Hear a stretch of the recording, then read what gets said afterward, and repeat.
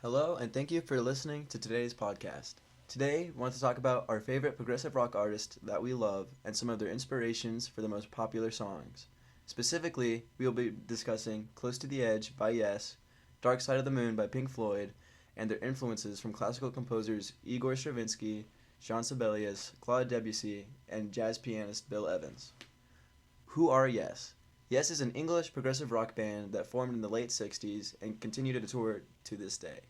Yes is known for their iconic singer John Anderson, as well as their distinct theatrical soundscapes and drive to push the limits of the rock genre. Since their debut album, Yes has produced 23 albums, with Fragile, 90125, and Close to the Edge being some of their most popular albums. Close to the Edge, released in September of 1972 in the United Kingdom. At the time of release, Close to the Edge was their best-selling album. The album features 3 tracks, one of which is the title track that ultimately became the most famous of the 3. Close to the Edge has been said by Anderson to have been inspired by the works of Sibelius and the novel Siddhartha, written by German novelist Hermann S. Close to the Edge features 4 movements entitled, for Movement 1, The Solid Time of Change, Movement 2, The Total Mass Retain, Movement 3, I Get Up, I Get Down, and lastly, Movement 4, Seasons of Man. The band is known for their contributions to the progressive rock scene, often compared to similar groups such as King Crimson and Pink Floyd. While I don't have time to dive into the amazing King Crimson, we will be talking a good bit about Pink Floyd, and specifically their album that I'm sure we've all heard of, or at least seen a t-shirt of, The Dark Side of the Moon. One of the most influential albums in rock and roll history, but also one of the most experimental. Especially for the time, the sounds of The Dark Side of the Moon were never heard before. We heard very experimental textures and just sounds that we could never imagine before. And Pink Floyd, along with many other prog rock bands, were known for creating these textures that innovative and really served as an atmospheric lens to listen to this music. While I wish I could talk in depth about this whole album, I would like to dive into a specific song on this album. It is called Breathe in the Air, and the reason I chose to talk about this album is because we have specific recorded interviews where we know why and how they wrote this music. And in specific, I'd like to talk about a 2003 documentary, The Making of the Dark Side of the Moon, where Rick Wright specifically talks about being inspired by So What. And there's a chord in Breathe in the Air where it is just a direct transcription of something played on So What by Miles Davis. And this is the kind of innovation in music that these prog rock bands were bringing that no one else in the rock and roll scene was. So most rock and roll bands were just inspired by bands who came before them, like Elvis, Johnny Cash, just very typical rock and roll. But to bring jazz and even classical music into the question was something that we had never seen before. And Pink Floyd in specific, they each member of the band that is still living has talked over and over again about how they were inspired deeply by the jazz legends like Miles Davis, Bill Evans. Before we get into the inspirations that drove prog rock, let's talk about what specifically makes up prog rock and how we can define that genre. According to Alban Zach's Rock on Record, progressive rock is keeping the instrumentation and sound qualities that 60s and 70s pop rock had, but changing and experimenting with the structure of standard pop. The willingness to push the boundaries was left off of psychedelic rock, founded in Texas, shout out Texas, but now created a new genre called progressive rock, which was, the whole goal was pushing the norm. Some tropes of the genre include longer works, possibly multi-movement, long instrumental solos, which were improvised, technical and dense passages, and an overall more complicated structure. The changes being made by every group generally served an audience that cared more about listening than dancing, which was pretty popular for artists back in the day. Yes is well known for many of the traits, especially the long guitar solos and very complicated structure. While we're talking about pushing boundaries and making change in the music field, I'd like to talk about Bill Evans.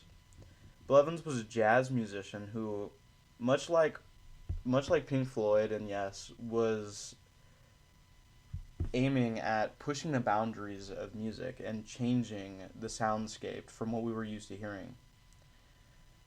The most notable project that Bill Evans is on that you've probably heard of is an album called Kind of Blue. Kind of Blue was recorded with the Miles Davis Sextet, which included Miles Davis, John Coltrane, Cannonball Adderley, Bill Evans, Paul Chambers, and Jimmy Cobb. A year after this band adopted Bill Evans as their pianist, they recorded one of the most genre-defining albums that we've ever seen, Kind of Blue. And this album was not only a big deal because of how good these players were, but this was a kind of music that no one had ever heard before. Miles Davis referred to this as modal jazz, which very similarly to prog rock had a lot of elements of the music that came before it. So, with 6 bebop legends on the track, they had the ability to play these super fast lines, but they were much more interested in a lyrical kind of playing. And in these songs, they actually were more harmonically simple than the music that predates it. Specifically in So What, there's only 2 chords for these musicians to solo over, and they're very simple. It's just minor 7 chords. I believe it's D minor 7 and E flat minor 7, and the way that it's traditionally said to solo over this is to just play the Dorian scales of these 2 chords, and as you may realize, that's not a lot of notes. So these musicians were all totally focused on soundscape and atmosphere, which is what we see a lot of in music like Pink Floyd's Dark Side of the Moon. I mean, if we think of tracks like Breathe, where most of it really is just about the background and the foreground that Rick Wright was creating, and as we've already talked about, we know as a fact that these atmospheres were based largely on the music of Bill Evans and Miles Davis. Some more composers that were known for pushing the envelope with musical ideas was Stravinsky and Sibelius. While not considered rock, a lot of their compositions would go on and influence Yes. Stravinsky's The Rite of Spring and Puccinella are both known for their experimental techniques, and Puccinella especially for its neoclassicist approach to melody and form. Musicology and Performance, written by Alfred Mann and George J. I don't know how to say his name, Bulow, dedicate a chapter to Igor Stravinsky's career as well as his works. The Rite of Spring was unlike anything the world had known at the time. A ballet about primeval Russia would cause a riot and an uproar in not only the audience, but the orchestra as well. Stravinsky's pursuit of new and unrealized sounds are exactly the same goals as progressive rock. Although Stravinsky didn't use electric guitars or synthesizers, he experimented with the different colors and timbres he could achieve with the instruments found in a classical setting. The sounds and ideas from The Rite of Spring would never leave the ears of audiences and musicians. However, Stravinsky would continue to pursue another aesthetic. One of Stravinsky's friends and partners, Sergei Diaghilev, suggested the idea of looking back to the works of Pergolesi and creating a ballet that had a sound inspired by him. Stravinsky would use the themes and instrumentation of the scores but inject his own modern ideas into the music. The end result was a ballet entitled Puccinella, which became what is often regarded as Stravinsky's first leap into the neoclassical. His understanding of the form, structure, and instrumentation of the early composers, with a willingness to try new things, would establish some of the goals of neoclassicism. I think it's interesting that you're able to trace back the style of prog rock to neoclassicism. While I don't think you're wrong, and I mean, every point you make is very valid, and I can see these. I just drew a different line. I drew a line to Impressionism. While it may be a little bit of a stretch to refer to Bill Evans as Impressionism, I think it actually is pretty apt. Bill Evans was known for um, music that was strictly um, experimental. Like, Bill Evans wrote a piece that is known as Peace Piece, but to say he wrote it is a little bit um, misguided.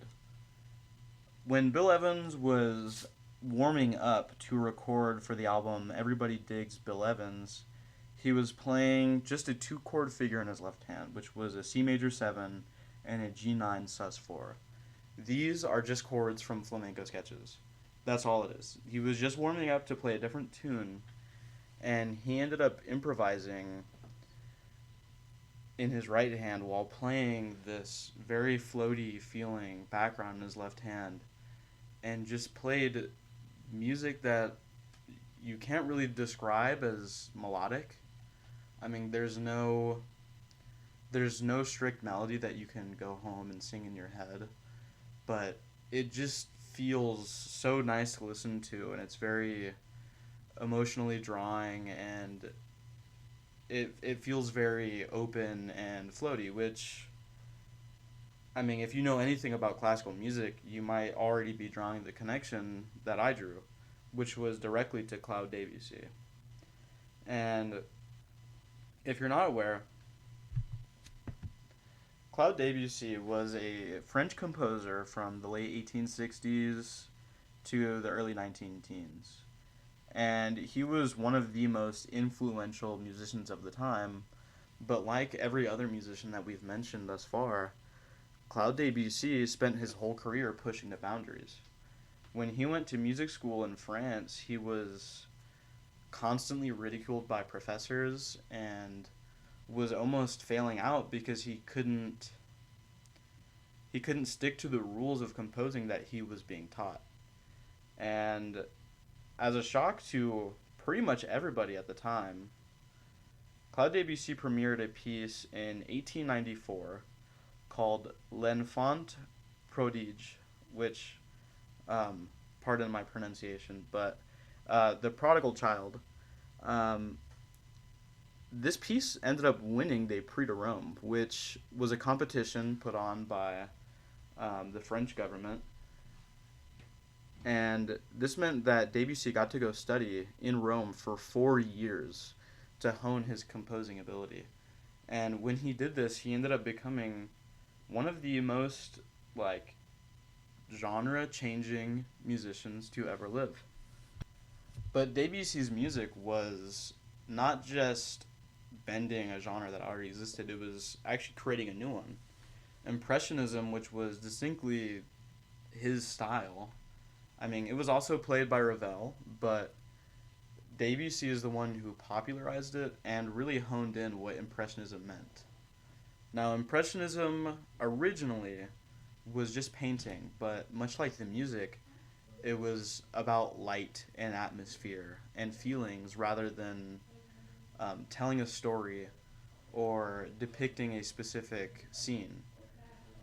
And we have many interviews and diary entries that show that Bill Evans specifically was inspired by not only the piano technique but also the compositional techniques. A key difference that you can find in neoclassicism instead of impressionism is whenever you listen to Close to the Edge by Yes, it has multiple movements, which is a very classical way of thinking about music. Nowadays, if you listen to pop music, I can't think of anything that off the top of my head that has movements. And if it does have movements, it's very obvious that it has influences other than just pop. Ironically, Sibelius's Symphony No. 7 is only one movement, but when they were writing Close to the Edge, Anderson has said it was a very big influence on him. So, if you were to think about it, there's a very obvious disconnect there. But upon further research, Sibelius actually had very different ideas and wanted to go with a multiple movement work, but he decided on a one movement work because it's new, it's a different idea, and it still all contains the same journey of characters and themes and variations that a classical music with multiple movements would explore, but it's confined into into a single movement work, which you could also say that Close to the Edge, being a title track, all encapsulates it. It still has multiple movements, but it's still one song, and it's the title song on an album, which still has other songs. They decided to keep it all in one record rather than breaking it up into different recordings. Well, I'm not sure that I can specifically draw on the neoclassical influences on Dark Side of the Moon. I can definitely see where these specific aspects come into play. Like, while Dark Side of the Moon does have a lot of the impressionist qualities, like it's angsty, it is very ethereal, and everything sounds so floaty. There is a lot of elements that are programmatic and deeply political, like the music of Stravinsky and Sibelius, which I guess you don't really see in Impressionism, but I think aesthetically, I hear more of the, floaty atmospheric chordal like soundscape building in the music of both Yes and Pink Floyd. Well, like I said at the very start of Close to the Edge, it is very much to paint an atmosphere of nature and calm. It doesn't start with any of the guitars. It starts with a synth and some bird calls and I think some water, and it's very, very makes you feel a certain way rather than establish an idea. So you're saying that Yes both had influences of Impressionism and Neoclassicism? For sure, you can make the argument for both. There are elements of both very clear as day. I can definitely see that. Yeah, like I said, the music of Pink Floyd is much more programmatic than most Impressionism is. Like, most of Debussy's popular works were stuff like, the moon. Yeah. And the feelings that conjures. Yeah, for sure. Yes doesn't have a lot of impressionistic. It's just those small ideas they have, such as the start, but for the most part they have the multiple movements thing. Impressionism, you could make an argument that they set that up with the sound of their guitars and the different segues they have between the movements. I could say the second movement of, the third movement of Close to the Edge is very much impressionistic. It's sounds like space in a way, where there's very loose time, vocals enter and are really pretty, and they say all these lyrics that, if you really think about it, do not make sense at all. But it's based off that novel where it's just very vague, loose ideas that you're not meant to take very literally, but you can kind of get a mood, an atmosphere from.